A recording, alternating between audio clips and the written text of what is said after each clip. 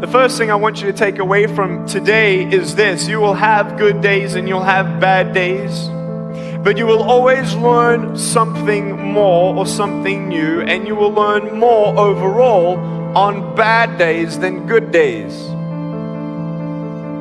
You will learn more about yourself, you'll learn more about relationships, you'll learn about life and principles, and it'll build your character. If you're a person who wants, let's say, improve on your character of patience, let's say, don't complain when you're waiting in a line. You ain't going to grow in patience until you're put in a place to wait.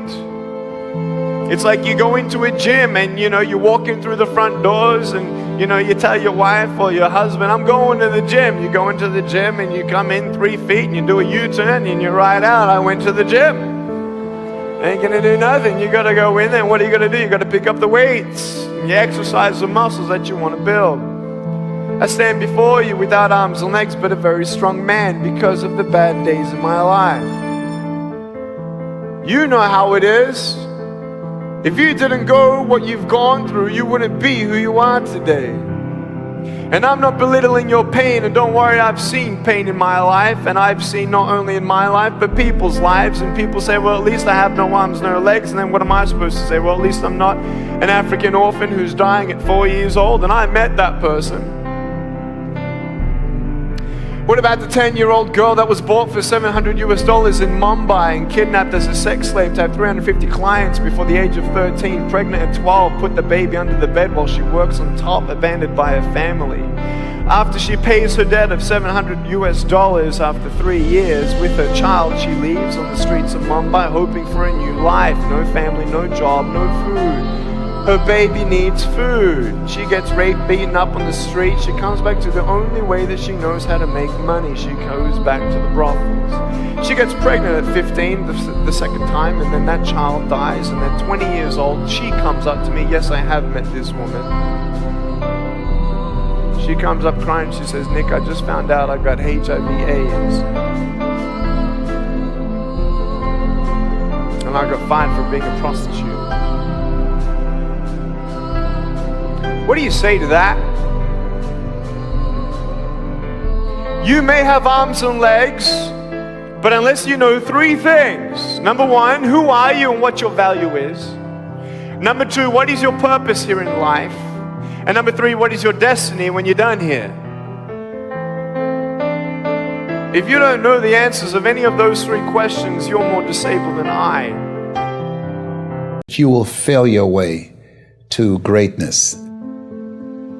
Most people allow their fear of failure to outweigh their desire to succeed. When you're willing to fail again and again and again, when you make up your mind to become unstoppable, when you make up your mind to become a no matter what person, then that will then give birth to a part of yourself that you don't know right now.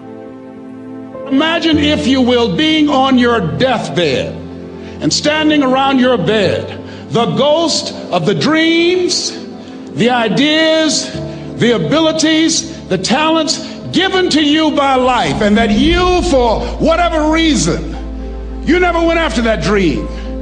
You never acted on those ideas. You never used those talents. You never used those gifts. And there they are standing around your bed looking at you with large angry eyes saying, we came to you and only you could have given us life.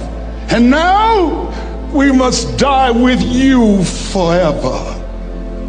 See, most people stop short of their dreams and park and get off the highway of life because of the rejections of life. You will always be rejected. It's no big deal. Jack Canfield said rejection is a myth. It's not like when somebody says no and then they slap you. No, it's just, to me, make no your vitamin. Get excited about the no. Why? Because every time someone says no, that brings you another step to a yes. You're getting closer. Trust me, you will win if you don't quit. You will win if you don't quit. Even a broke clock is right twice a day. As you go through the challenges of life and you look at it and embrace whatever comes to you, don't run from it. Step toward it. Don't try and duck it like most people do. See, most people want it easy. See, easy come, easy what? Easy go. See, but when you go at what you're going to deal with, and you deal with the difficulties of it. When you handle those hard things close at hand, making those hard decisions right now that you don't want to make, learning those things that you don't like to do, but you know that in order for you to get where you want to go, this is one of the hoops that you have to flip through. And I'm saying to you, whatever you got to do it, because if you don't, life is going to whoop you until you surrender. You have something that you brought to the universe, and that if you decide that my life deserves my developing this what I do well, and becoming the best at it, and mastering myself, and seeing what I have within me, if you decide to drop your buckets where you are and develop your gifts, I grant you, you'll never ever be without. I grant you that your gifts will take you places that will literally amaze you.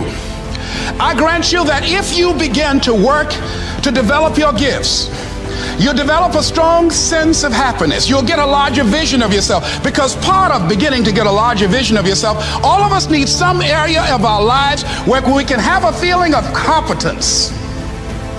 That people know when they think about this area, that's something you do.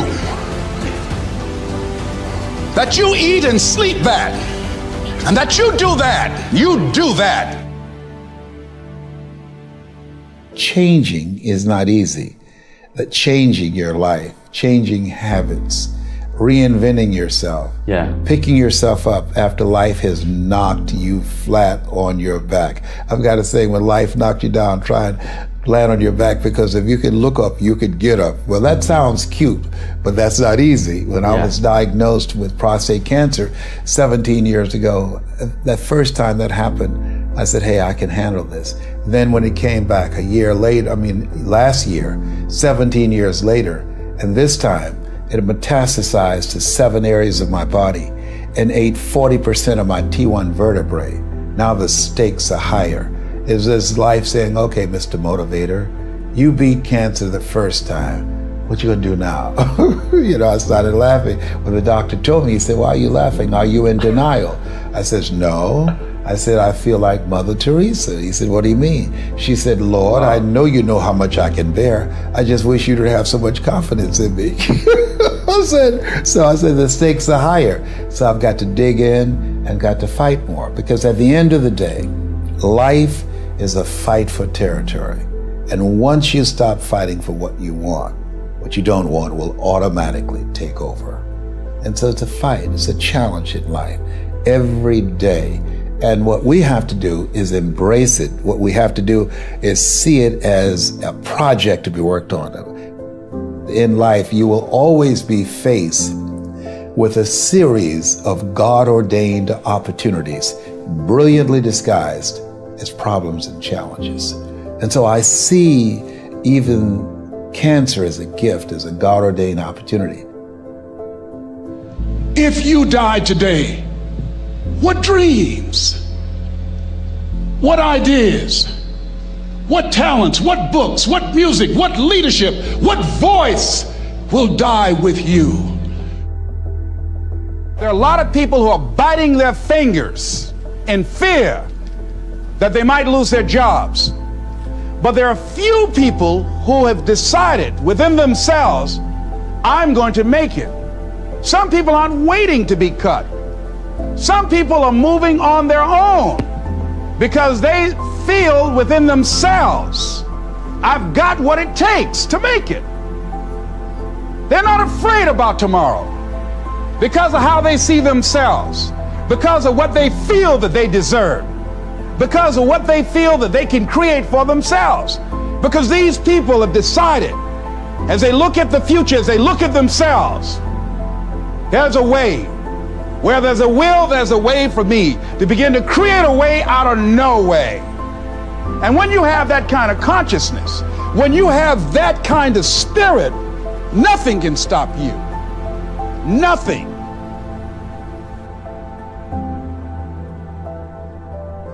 There's no secret to success. There's a system to success.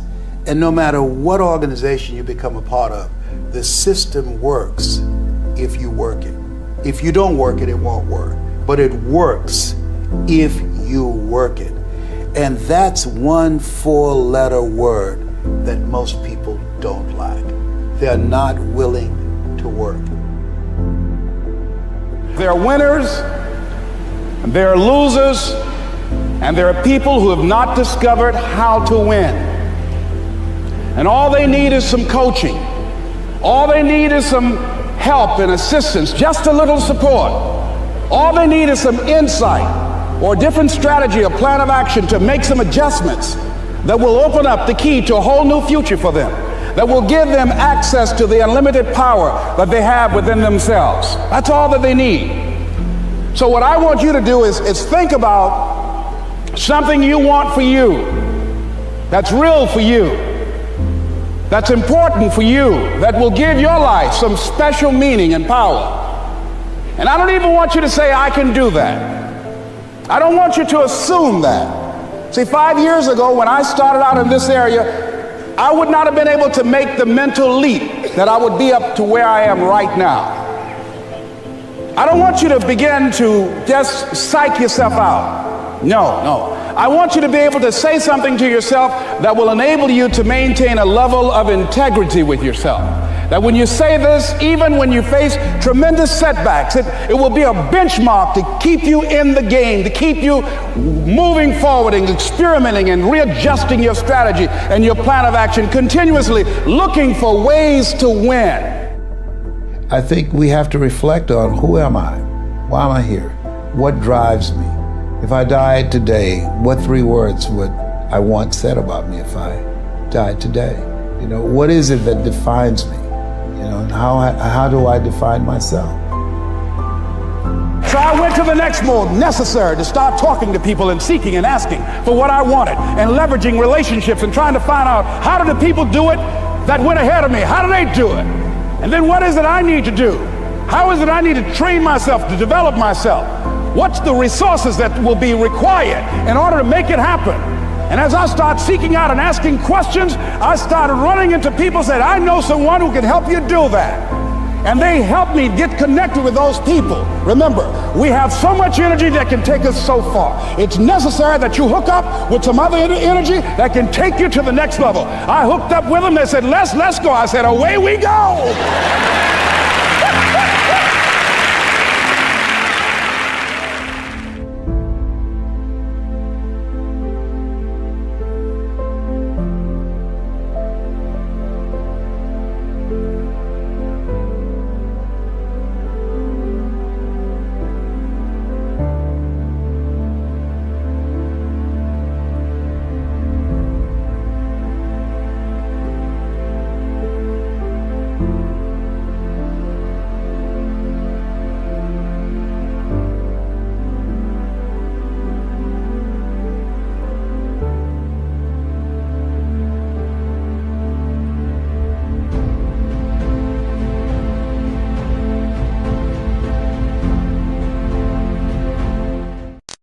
There will never be a point in your time in your life where it's the right time to do a great thing.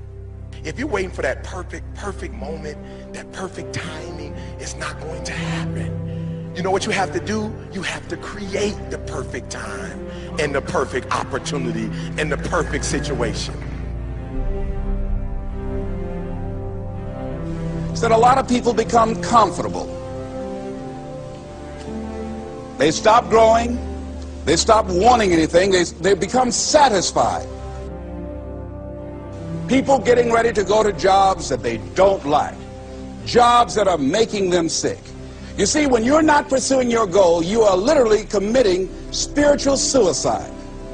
When you have some goal out here that you're stretching for and reaching for that takes you out of your comfort zone, you'll find out some talents and abilities you have that you didn't know you have. When the messenger of misery visits you, what are you going to do? What will keep you in the game? There are things that you think you'll never need to know, that you may only need to know one time in your life, but that could save your life because you had that knowledge. Unless you attempt to do something beyond that which you've already mastered, you will never grow. What is it that you looked at some point in time and you decided that you couldn't do it, that you talked yourself out of it? You're waiting on your next door neighbor to make it happen for you. It may not happen. If you're waiting on your mother or your father, they may be so ancient in their thinking that they don't understand this opportunity that you have. And if you're waiting on them, it may never get done. You don't beg average people to be phenomenal. You don't beg good people to be phenomenal. You just are phenomenal, and you will attract phenomenal. What reason can you remember that you can call on, that you can reach on, that can make you get back up? Find that reason. If you're not where you are, if you're not where you want to be, if you don't have what you want to have, if you're not where you think you should be at this particular place, it has nothing to do with the system, but it has everything to do with the fact that you're not making the sacrifice. I want you to make that dream become a reality, because if you don't, you will be working for somebody else to make their dreams become a reality. Everybody is against you or don't believe in you no more. And let me tell you something, that's a lonely feeling. It's a lonely feeling, particularly people that you're doing it for. Most people take their greatness, take their ideas to the graveyard with them. Listen to me, if it was easy, everybody would do it. There are people right now who are working who don't want to work. There are people who hate their jobs, but they keep getting up to do it. The wealthiest place on the planet is the graveyard. Because in the graveyard we will find inventions that we never ever were exposed to. Ideas, dreams that never became reality. Hopes and aspirations that were never acted upon. Question is, what are you going to do with your time? What drives you? And greatness is a lot of small things done well. Day after day, workout after workout, obedience after obedience, day after day. When things don't work out for you, when things happen that you could not anticipate, what are the reasons that you can think of that can keep you strong? You will never ever be successful until you turn your pain into greatness, until you allow your pain to push you from where you are to push you to where you need to be. Stop running from your pain and embrace your pain. Your pain is going to be a part of your prize, a part of your product. I challenge you to push yourself. See, it's easy to be on the bottom. It doesn't take any effort to be a loser. It doesn't take any motivation, any drive in order to stay down there on a low level. But it calls on everything in you. You have to harness your will to say, I'm going to challenge myself. I mean that what you did last week don't count. Today is the only important day. There are 86,400 seconds in a day, and how you use those are critical. You got 86,400 today, and what you do today is going to cement who you are. Nobody's going to talk about what you did last week. That the biggest enemy you have to deal with is yourself. There's an old African proverb that says, if there's no enemy within, the enemy outside can do us no harm. You have this opportunity of a lifetime. It means absolutely nothing if you don't take advantage of it in the lifetime of this opportunity. I got a saying that when life knocks you down, try and land on your back, because if you can look up, you can get up. If you want a thing bad enough to go out and fight for it, to work day